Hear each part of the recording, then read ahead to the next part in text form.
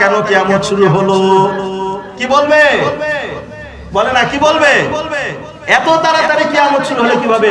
নাফরমান বলবে আল্লাহ কিয়ামত শুরু হয় না কেন? আর নেককার বান্দা কি বলবে? এত তাড়াতাড়ি কিয়ামত শুরু হয়ে গেল নাকি? কেন? কারণ যে সুখে থাকে সে টাইমে টের পায় না। কি কথা ঠিক কি ঠিক না?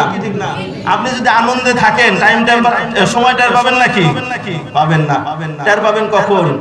যখন কষ্টে থাকবেন, অসুস্থ থাকবেন, হাসপাতালে থাকবেন, তখন। কথা ঠিক কি না? আল্লাহ রাব্বুল আলামিন যখন হাসরের ময়দানে উঠবেন তখন কি করবে? সেই উত্তপ্ত গরমের ভিতরে যারা কি ঘামের ভিতরে হাবুডুবু খাচ্ছিল, আল্লাহ তাআলা নেককার বান্দাদেরকে বলবে যাও এখানে আমার নবীর কাছ থেকে হাউজে কাউসারের পানি খেয়ে আসো। কি দিবে? হাউজে কাউসারের পানি। সেই পানি একবার যে পান করলো হাসর শেষ হয়ে যাবে, জান্নাতে চলে যাবে, তারপরেও তার তৃষ্ণা লাগবে না, পিপাসা লাগবে না, পানি খাওয়ার প্রয়োজন হবে না। আল্লাহ রাব্বুল আলামিন বলবে আসো বান্দা, আসো বান্দা, তোমাকে আমার আরশের নিচে ছায়া দেই। কোথায় ছায়া দিবে? আরশের নিচে ছায়া দেবে, তবে সবাইকে না। ও যুবকেরা এখানে খুব মনোযোগ দিয়ে শোনো। 7টা শ্রেণীকে আল্লাহ তাআলা তার আরশের নিচে ছায়া দিবে। কয়টা শ্রেণীকে? 7টা শ্রেণীকে।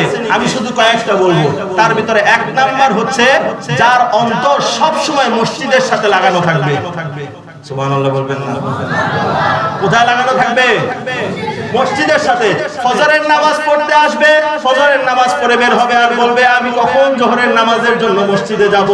জোহরের সময় হবে, জোহরের নামাজ পড়ে বের হবে আর বলবে কখন আসরের সময় হবে, আমি আসরের নামাজ পড়ব। আসর নামাজ পড়ে বের হবে আর বলবে কখন মাগরিবের সময় হবে, আমি মাগরিবের নামাজ পড়তে মসজিদে আসব। মাগরিবের নামাজ পড়বে, মাগরিবের নামাজের পরে এশার নামাজের জন্য অপেক্ষা করবে, এশার নামাজ পড়ে যাবে, এশার নামাজ পড়ার পরে বলবে কখন সকাল হবে, আমি ফজরের নামাজ পড়তে আসবো। এইভাবে কোন মানুষের আত্মা যদি মসজিদের সাথে লাগানো থাকে তাহলে তাকে আল্লাহ তাআলা সেই হাসরের দিন বলবে আসো আমার আরশের নিচে আসো, আমি ছায়া দিচ্ছি। ও যুবক শুনে রাখো, আল্লাহ রাব্বুল আলামিন তোমাকে যৌবন দিয়েছে। এই সময় তুমি তোমার যৌবন নাফরমানিতেও খরচ করতে পারো, আল্লাহর ইবাদতেও খরচ করতে পারো। আল্লাহ রাব্বুল আলামিন বলেন কোন বান্দা যদি তার যৌবন কাল আমাকে দেয়, কাকে দেয়? আল্লাহকে দেয়। তার যৌবন কাল আল্লাহকে দেয়। আল্লাহ রাব্বুল আলামিন সেই হাসরের দিন বলবে আসো আমার আরশের নিচে ছায়া দেই। সুবহানাল্লাহ বলবেন না? ও যুবক তোমাদের এখনো সময় আছে, তোমার যৌবনটা আল্লাহকে দাও। কোনো কোম্পানির কাছে দিও না, কোনো মেয়ের কাছে দিয়া নষ্ট করো না, মোবাইলে দিয়া নষ্ট করো না। তোমার যৌবনটা অনেক দামি, তোমার যৌবনটা চাই আল্লাহ। কে চায়? কে চায়?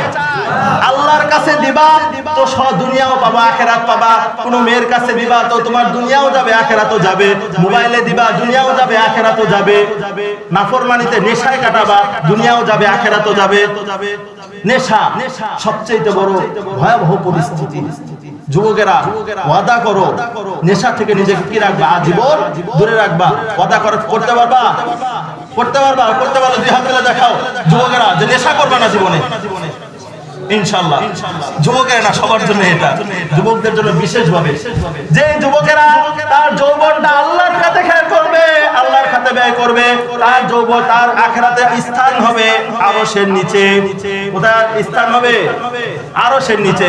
যুবকেরা ভালো করে শুনে রাখো, যে সম্পর্ক করে আল্লাহর জন্য এবং সম্পর্ক ছিন্ন করে আল্লাহর জন্য, আল্লাহ তাআলা সেই সমস্ত বান্দাদেরকেও বলবে আরশের নিচে আসো। কাদেরকে? আল্লাহর জন্য কি করে? সম্পর্ক তৈরি করে। এখন কোন বেঈমান কোন মেয়ের সাথে যদি সম্পর্ক করতে যাও আর যদি কও আমি আল্লাহর জন্য কি করতেছি? সম্পর্ক করতেছি, তাহলে হইব নাকি? হইব না। আল্লাহর জন্য সম্পর্ক মানে বাবা মার সাথে সম্পর্ক ঠিক করো, মসজিদের ইমাম সাহেবের সাথে সম্পর্ক ঠিক করো, এলাকার মুরব্বীদের সাথে সম্পর্ক ঠিক করো, আত্মীয় স্বজনের সাথে কি করো? আল্লাহর মহব্বতের জন্য সম্পর্ক ঠিক রাখো। এইভাবে আল্লাহ তাআলা আপনাকে আরশের নিচে রাখবেন। সময় শেষ হয়ে গেছে, শেষ করে দিই নাকি? হ্যাঁ,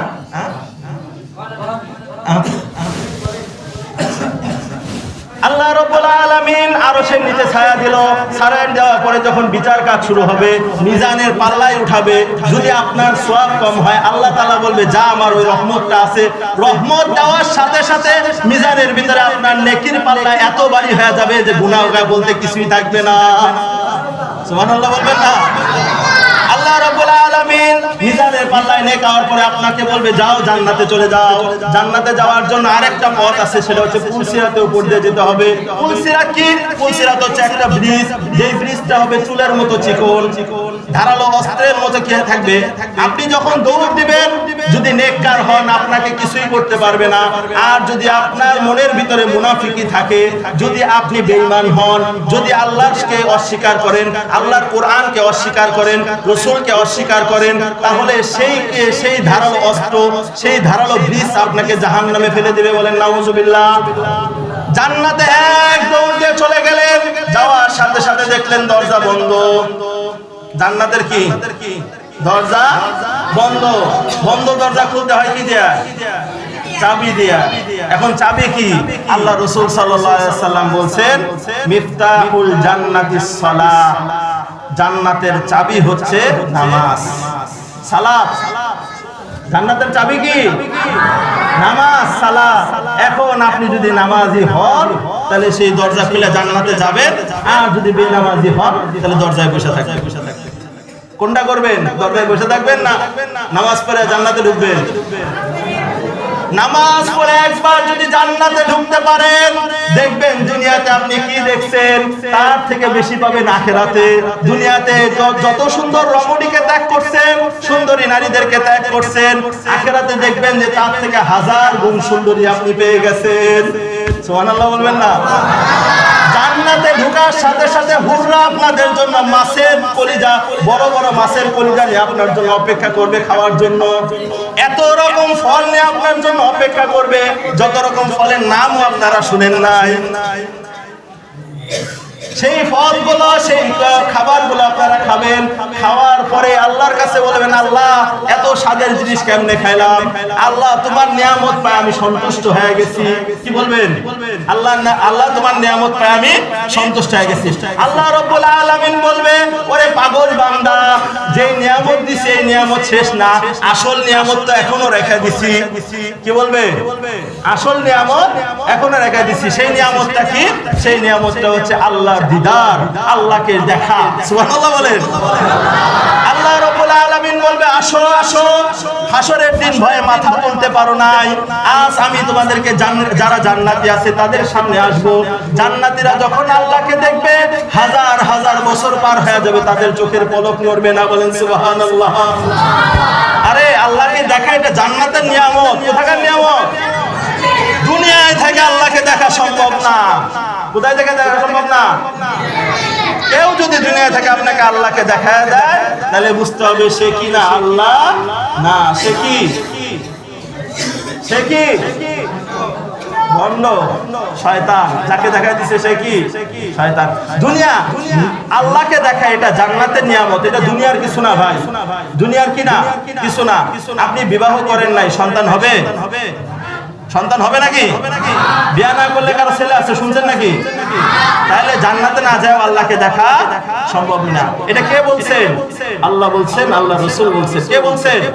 আল্লাহ, আল্লাহ রাসূল বলছেন যে জান্নাতে না যায় কি দেখা সম্ভব না? আল্লাহকে দেখা সম্ভব না। এখন আসেন, আল্লাহকে দেখার পরে আপনি নাজ নিয়ামতের ভিতরে আছেন। এই নিয়ামত যদি পেতে চান তাহলে এক নাম্বার কথা বলছিলাম, ওই যে মনে আছে, লিমান তাবা ওয়া আমানা ওয়া আমিলা সালিহান সুম্মা তাদা। এক নাম্বার তওবা করতে হবে। কি করতে হবে? তওবা। তওবা মানে কি? আস্তাগফিরুল্লাহ রাব্বি মিন কুল্লি যামবি ওয়া আতুবু ইলাইহি, লা হাওলা ওয়া লা কুওয়াতা ইল্লা বিল্লাহিল আলিয়্যিল আযীম। এটার নাম তওবা না, এটার নাম তওবা না। তওবার শর্ত 3টা। মৌলিক শর্ত কয়টা? 3টা। এক নাম্বার, আপনি যে গুনাহ করছেন সেই গুনার জন্য অনুতপ্ত হতে হবে।